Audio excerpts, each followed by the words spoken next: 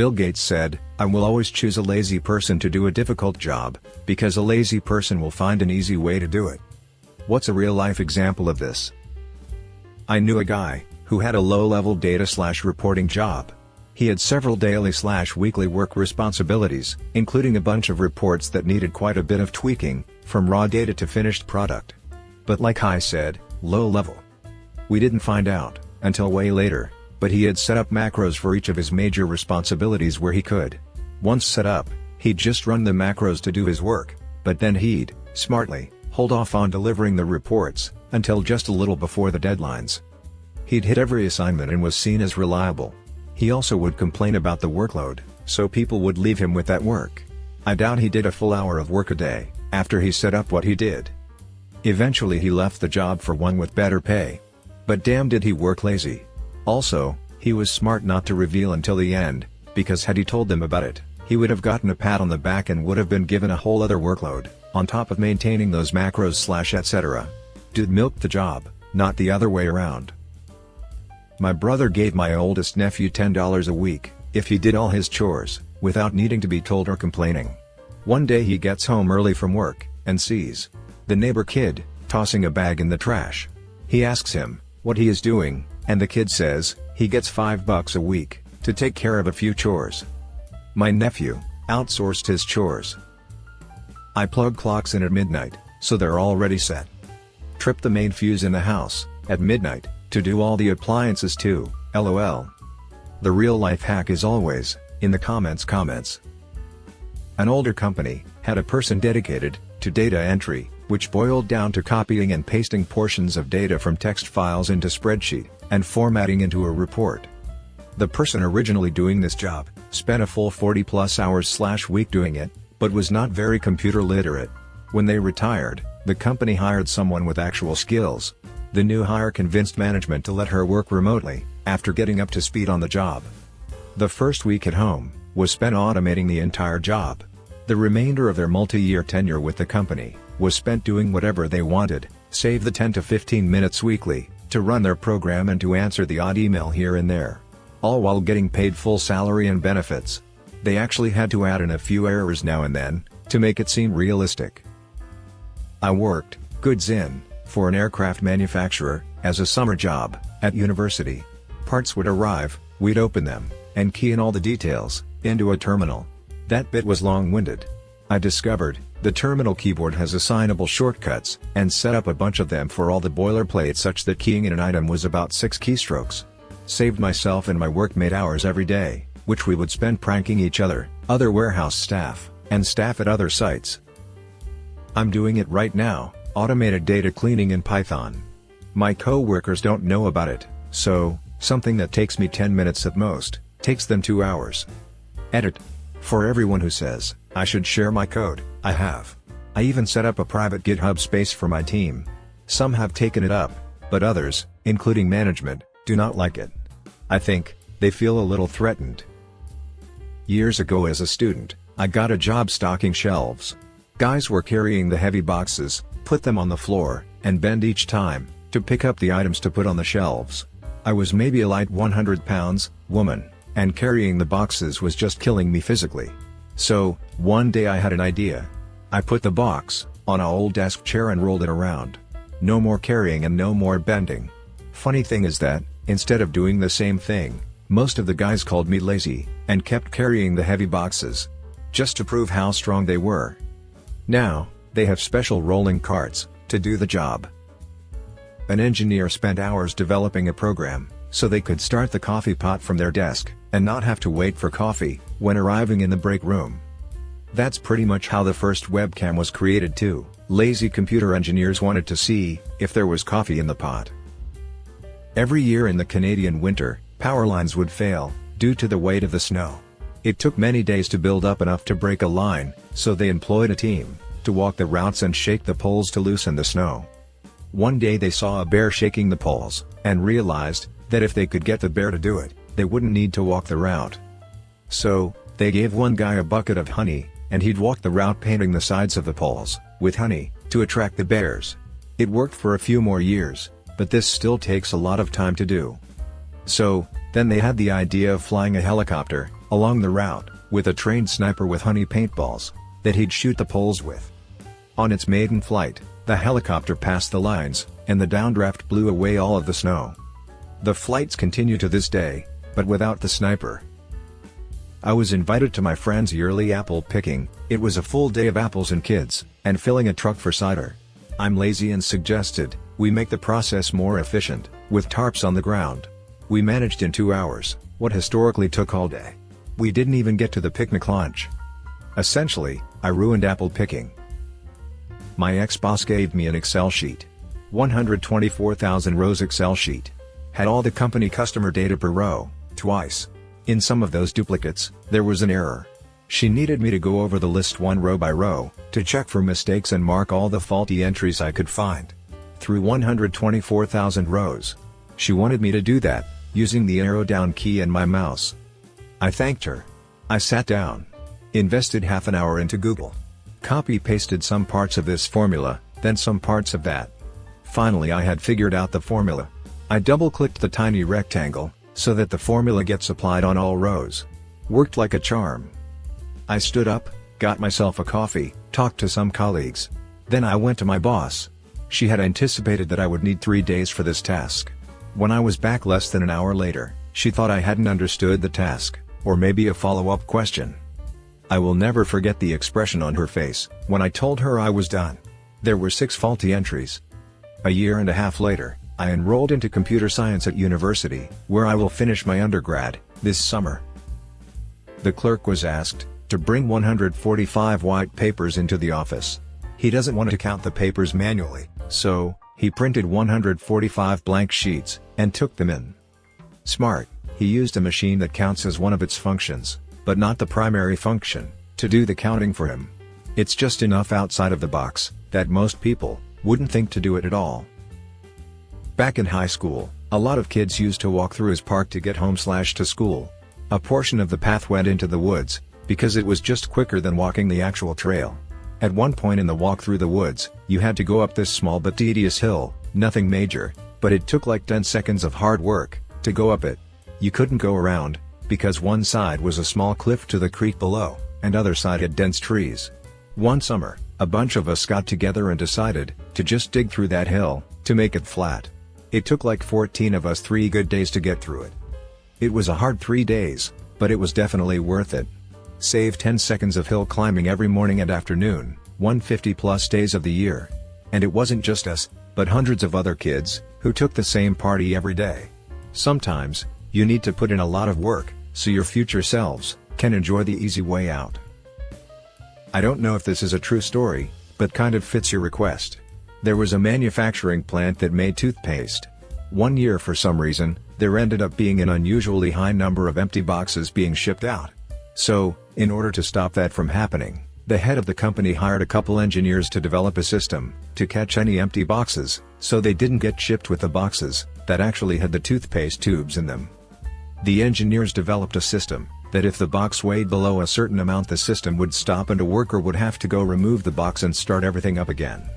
The person in charge loved the idea and implemented it immediately. And right from the get-go, the number of empty boxes shipped dropped to near zero. The head of the company wanted to go see the system in action, so he goes and visits the plant one day and notices a huge fan right by the assembly line. Very confused as it wasn't hot, he asked the plant manager why the fan was there.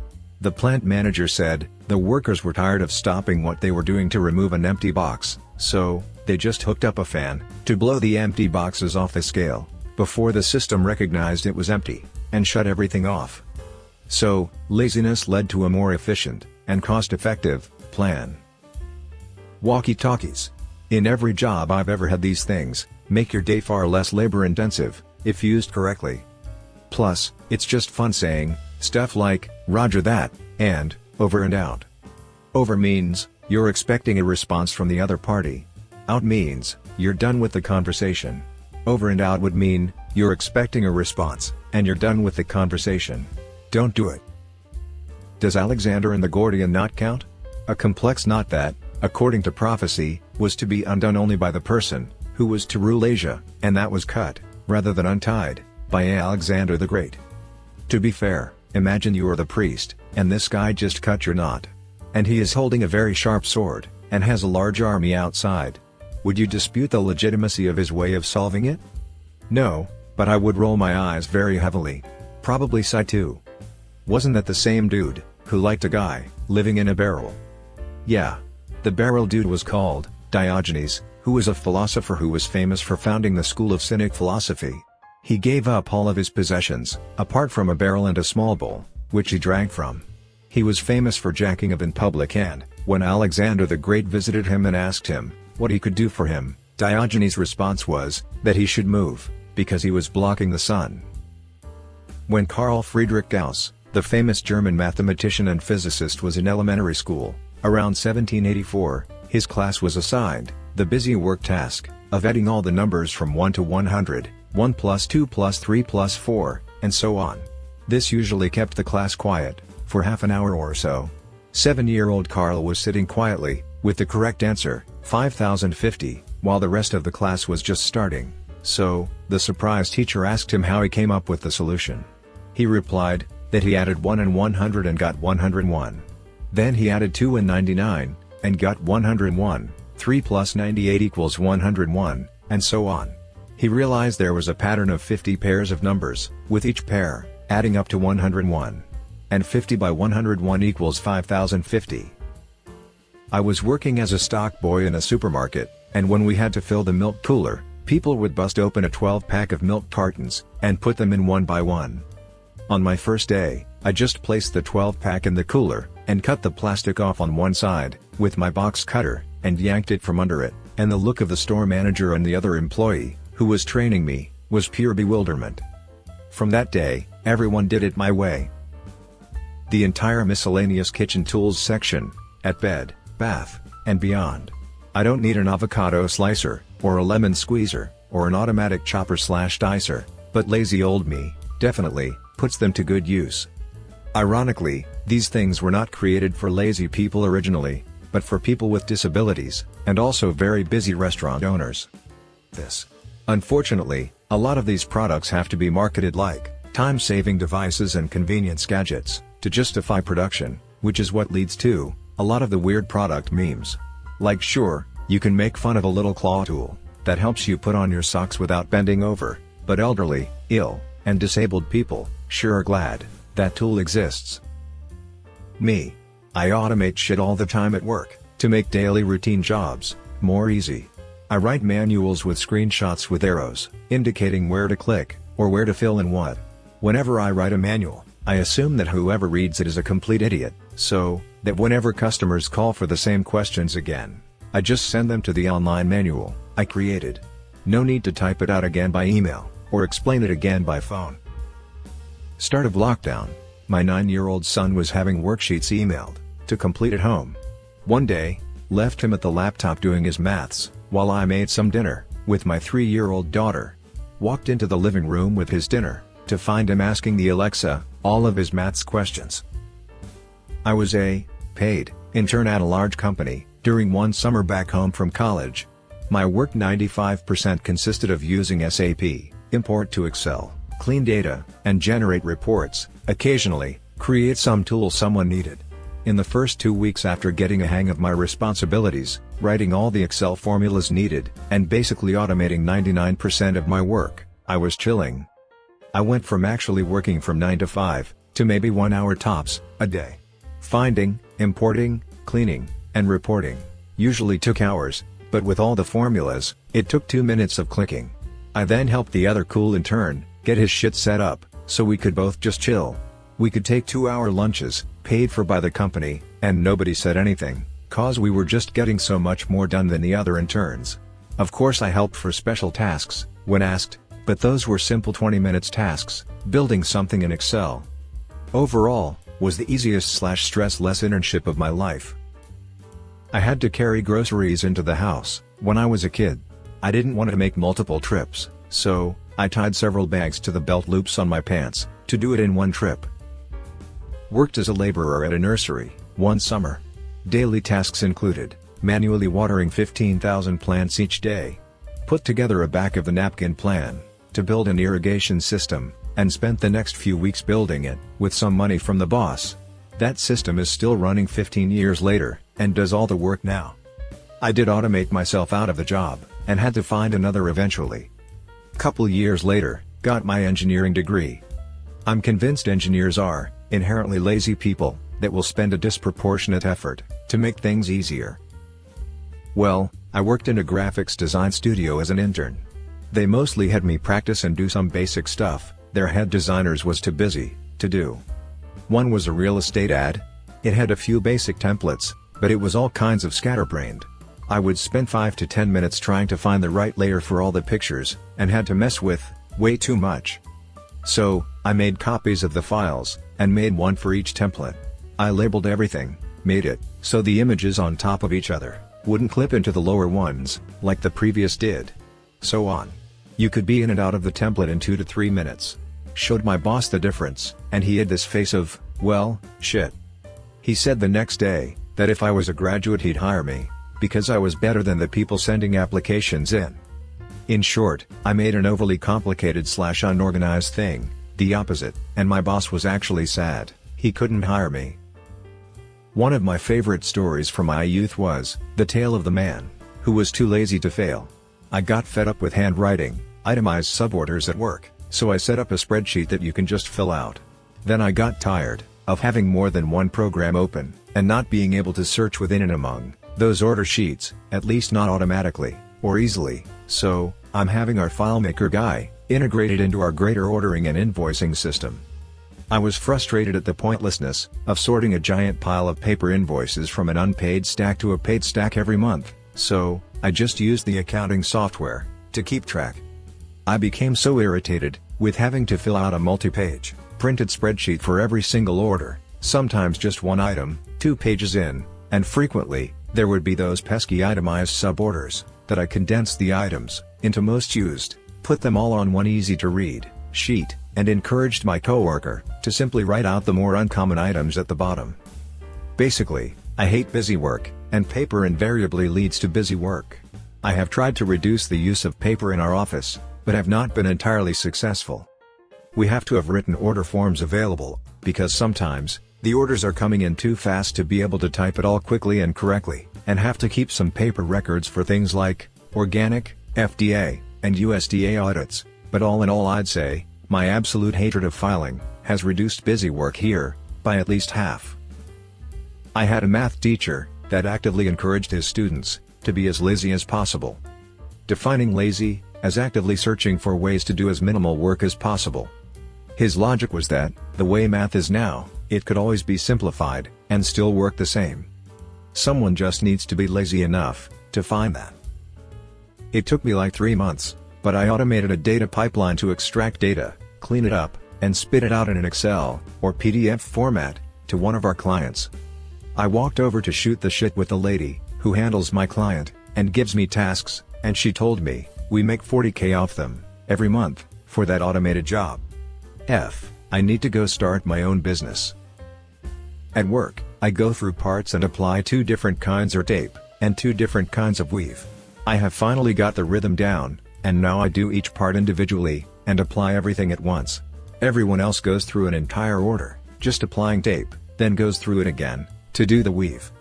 I asked to use the big table in the back of the shop, and just put all the tape and weave tools there, and do the parts all at once. Normal rate for an 8-hour shift is $1,200, but I can manage $1,800 in a day, going at a nice, steady pace. Edit, I can get $1,800 going at a steady pace. I've done it before. But I usually don't. Most days I go slow and relax, purposely only making $1,300 to $1,350 or so parts. It's just enough over rate to get my incentive bonus. And, thanks to being a hard and fast worker, the uppers leave me alone at my big table in the back. They look the other way when I have an earbud in one ear, and they don't notice that I scroll Reddit or read a lot. Edit, I can't say what products we make, they're too recognizable, and Googling it would reveal where I work and live. My brother-in-law spent a whole summer trying to figure out how to fix his sagging deck at the lake, which he could in theory crawl under and jack it up. It would have been a tunneling project. It's a 60 by 60 area, all long 2 by 6 boards. Massive. I sat there long enough, with enough beers in me, to come up with the idea of just cutting a square out of the sagging area, about 3 feet by 3 feet, jacking it up, then re-screwing down the boards.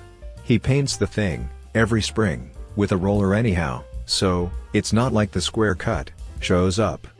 He thought I was a genius. I was just lazy. When I was in college, I had a job at an Italian fast food place, with a reputation for its breadsticks. They came in frozen and needed a bit to thaw, so, we'd take a giant 3 by 4 feet aluminum baking sheet, spread them out on a single layer, with no spaces, and cover it with a plastic bag, then leave it sit in the walk-in, overnight. The next day, you'd have to get a pair of tongs, and move each stick to a new tray, turning them over, then cover the new tray with the bag, and let them sit on racks, for a couple of hours, before brushing on the garlic butter sauce. This was tedious enough that you'd usually be ready to brush the butter on the first tray, as soon as you turned the last tray. I was given this task for the first time one morning, and just did not want to deal with it. I realized, if I put the second tray upside down, on top of the first one, then turned it over, and took the first tray out, I got exactly the same results. Blew the boss's mind, when I did the 3-hour job, in about 15 minutes. I was given a $0.05/hour raise. Worked in a local adult education center. One of my main tasks was, to make calculation about, how many people enlisted for a course, how many of them got discounts, unemployed for example, how many, men/women/age etc. That was needed to calculate upcoming courses fees, etc. That was my only work there, and I hated it. This was in early 90s, so PCs were a thing in our offices, but I had no idea how to write a program or use a database to use this informations. Lucky as I am, our center had an interesting policy: when you want to educate yourself, you can attend that class for free. And when it's during the work time, then this is work time, as long as my supervisor is okay with that. She was. So, I spent 3 months studying database structures, scripting, coding, etc. I told my tutor what I want to do, and he helped me to write a script that grabs all necessary informations from the course's database, copy that into another database, and then I went crazy, and wrote code that was insane. I implemented what-if scenarios, thanks to filters. At the end I was able to do my work, that needed 6 hours a day within 15 minutes. I mean, before that it took, for example, an hour to have all the necessary informations to have, how many unemployed single-parent women does it need to make, the costs of that course even. I had everything back then. Now you want statistics: how many single-parent disabled foreign women, at the age of 80 to 90, are needed for the next 2 years to keep the ornithology course running. Sure, no problem. Clickety-click, done. After that, I started the PC in the morning, grabbed all the data, ran my script, was done within 15 minutes, and then read the book I brought from home. At the end of the day, I gave my supervisor several dozens of papers, statistics, predictions, etc. and said, that was a lot of work, and went home. My supervisor was super happy with me, because I did so much more now, and was super effective. My girlfriend will kill me for this, but F it. I hate taking a finished toilet paper roll downstairs, to throw it out. Me just leaving the empty roll in the bathroom annoys the crap out of my girlfriend, so, I developed this strategy: when there was only a few sheets left, I'd start using sheets from a new roll, and leave the old roll with sheets still on it. That way, she'd always be the one to finish the roll, and have to take the empty one downstairs. Edit: for people asking why I don't just use the bathroom rubbish bin, we recycle our cardboard. I have a massive exercise to do, at our year-end accountancy. My work previously got checked by another manager, who spent over 3 weeks going over the data. Eventually, she got shifted to another department, and that workload fell on me: basically self-audit, and then present the data to the actual auditors. My previous manager was absolutely shit at Excel. I didn't let on, but I did all the audit on a separate file, using simple, but out-of-the-way, formulas. Not only did I reduce the task from 3 weeks to basically real-time checks, no time, but when I was told that I have to perform that exercise every month, my job became a duddle. I didn't let on that everything was automated by SUMIFs, indexing, max values, and range checks. Living the dream. Sorry if I rambled on. When Peter the Great was building St. Petersburg, there was a huge boulder needed removing, as it was in the way of a road. Lots of contractors tendered for the job. They would use explosives to start, smash it into smaller pieces, using sledgehammers, and then cart them away. A local peasant also put in an offer, for half the price. They gave him the job. He and a few friends dug a large hole next to it, took away the excess earth, dipped the boulder in, and covered it up with the remaining earth. My boss put my name in for leading a project group shortly after I joined the company. I had no experience whatsoever about project managing, yet he still demanded that I lead the group of 12 people. All way smarter guys, tech background and shit. These guys are like magicians for me, and with way more time at the company. I'm a business guy who's too dumb for balance sheets. That's why I'm in HR, and because I quite like the field the most. So, we started the first meeting. I asked for everyone's plan, experience and ideas, gathered the different pros and cons, cross-checked with the budget we had, put on a time frame, with milestones to reach, around 6 months, put in valuable people, to consult at different steps. Why did I do that? Because I like organizing stuff, and keep everyone on the same page, and delegate to-dos. Got promoted because of the success of the project. I asked my boss why he put me in for it, since I never done anything like that. He said, because I complained in the first week that most of the work has way too wonky structure, no clear guideline, and this could be improved heavily if we just take some time into it. And because I hated talking to others if I had questions and I wouldn't get a clear answer, like, ask 10 people the same question and you get 15 different answers. In the long run, this would make us way more efficient, and keeps everyone on the same page. All because I hated disorganized work.